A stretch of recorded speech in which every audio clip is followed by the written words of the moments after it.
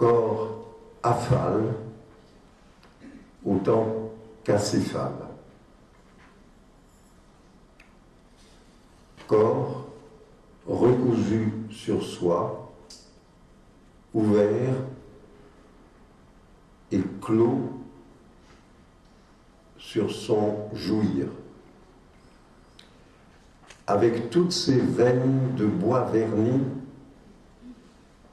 toute cette imprégnation du dessin ligneux qui souligne combien l'art est déjà dans la nature et nous en eux, comme dit Federico Ferrari. Oui, nous en eux, nous dedans, nous corps et âme, immédiatement transportés dans cette planche qu'il nous présente, luisante, mouvante et vibrante. Lui, Anthony Tapies, dont le nom évoque des murs, il le mentionne lui-même,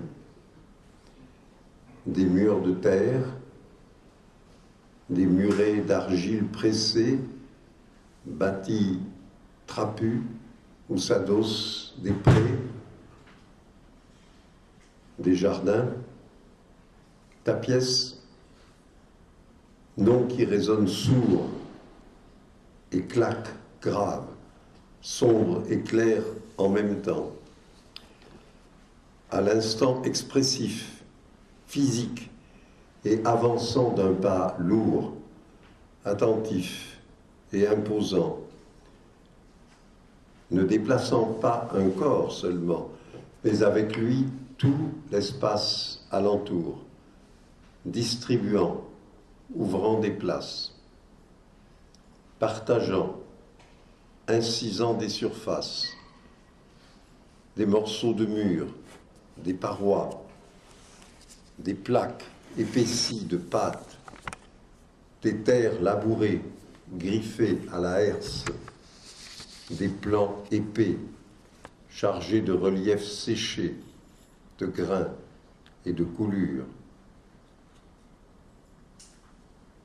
Oui, des coulures, plus que des couleurs. Des couleurs qui colorent par coulure, plutôt que par miroitement, par couche, froissement, entassement, plus que par frôlement et nuances. Et des grains, des granules, des égrainements de peau et de poussière, grammes enchâssés en colle, bouts de ficelle, charpie, chiffons et chiffres frottés.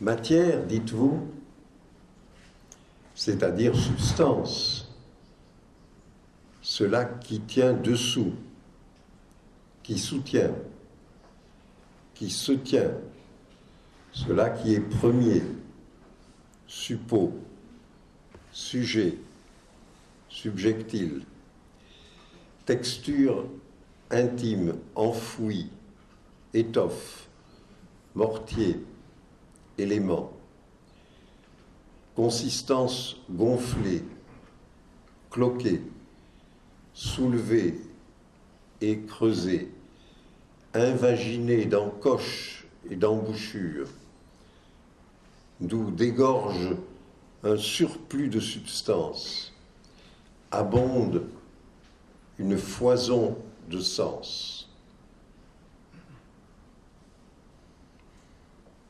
Matière, oui,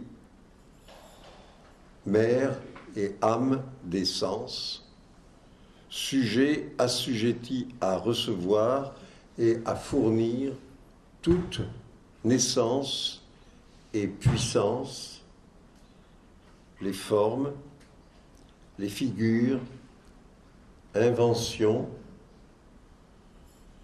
signe toujours à l'état naissant, signes qui ne sont pas du corps, mais corps eux-mêmes.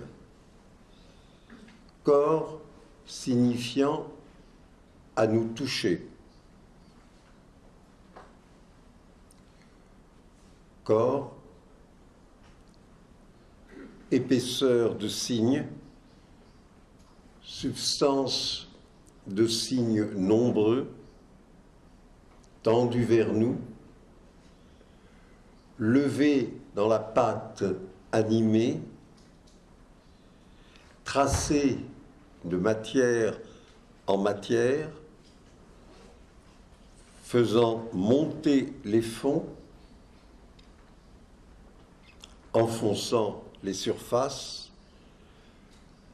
comme une toile blanche clouée au coin, inégalement tendue et porteuse d'un pied terreux qui la souille de sa trace et de son ombre, pied qui ne marche pas, pied coupé qui seulement empiète.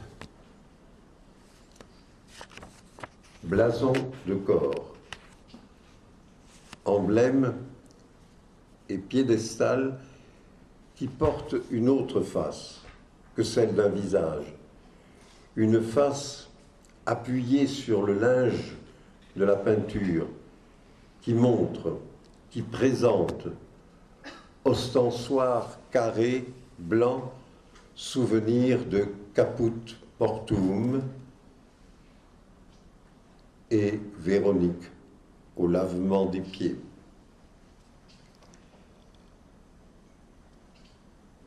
Pieds, doigts de pied et bras et torse, jambes, mains, tête crânienne, peu voyante, sein et fesses, ventre, cuisses,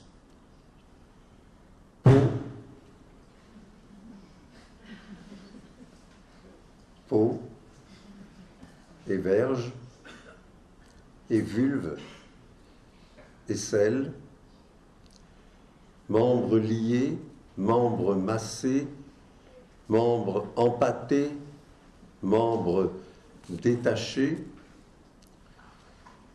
sein rougissant en noir et blanc, mains en masse sableuse sur ventre d'ardoise, éclair et pulsion,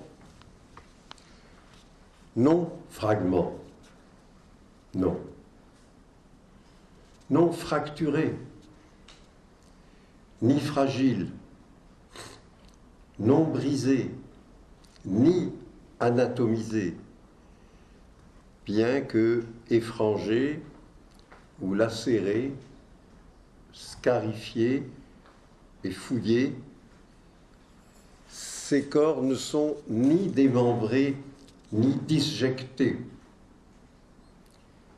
Ils sont établis dans leur plus vive propriété de corps, dont chaque part, chaque lieu, chaque aspect vaut pour soi et en soi.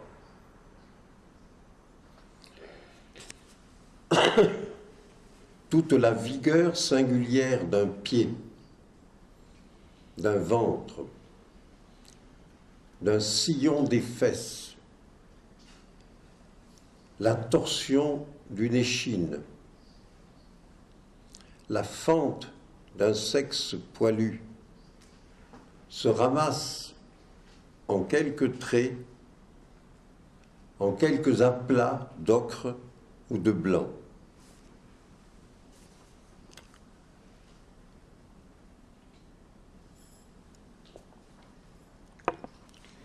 C'est un corps, chaque fois. C'est un corps, cette jambe ou ce bras. Car un corps, c'est un tout